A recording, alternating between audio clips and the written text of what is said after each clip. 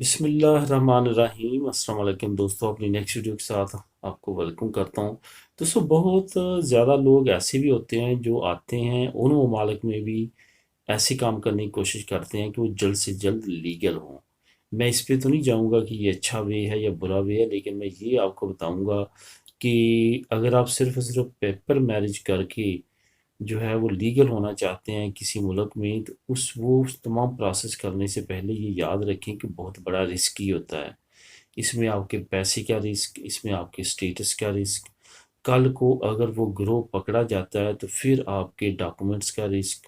اس طرح بہت زیادہ واقعات ہوئے ہیں کہ لوگ 5 5 6 6 سال ہو چکے تھے لیگل ہوئے، تو بعد میں پولیس نے یا دوسرے محکموں نے ان گروہ کو پکڑا جو یہ بزنس کر رہے تھے، لوگوں کو شادی کے ذریعے ڈاکومنٹ لے کے دیتے تھے۔ تو اس کے بعد کیا ہوا کہ وہ تمام لوگوں کے پیپر کینسل کیے گئے جنہوں نے اس وے کے یا اس گروہ کے ذریعے ڈاکومنٹ لیے تھے۔ اس وجہ سے آپ زیادہ سے زیادہ احتیاط کریں، کوئی بھی انلیگل ایکٹیویٹی میں نہ جائیں، تھوڑا سا ویٹ کر لیں کیونکہ لیگل دوسرے ویز بھی موجود ہیں۔ بہرحال جو مجھ سے کویشچن پوچھا گیا اس کی طرف آتے ہیں کہ شادی کر کے اسپین میں ڈاکومنٹ لینے کے لیے کیا کرنا ہوتا ہے۔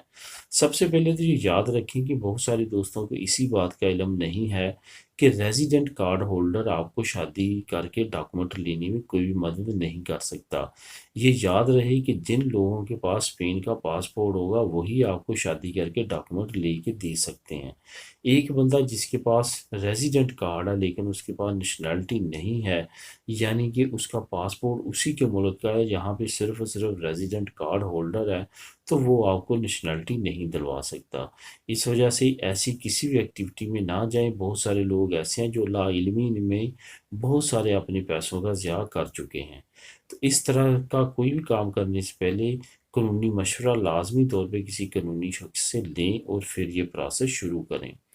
ہوتا کیا ہے کہ جب آپ کو لیگل ہونے کے لیے شادی کر کے ضرورت ہوتی ہے تو لازمی طور پہ آپ کا پارٹنر لازمی طور پہ نیشنلٹی ہولڈر ہو، اس کی بیس پہ آپ کو مل جاتے ہیں۔ سب سے پہلے تو آپ کو ترخیص کمیونیتاریہ ملتا ہے، اس کے بعد آپ 2 سال کے بعد نیشنلٹی اپلائی کر سکتے ہیں۔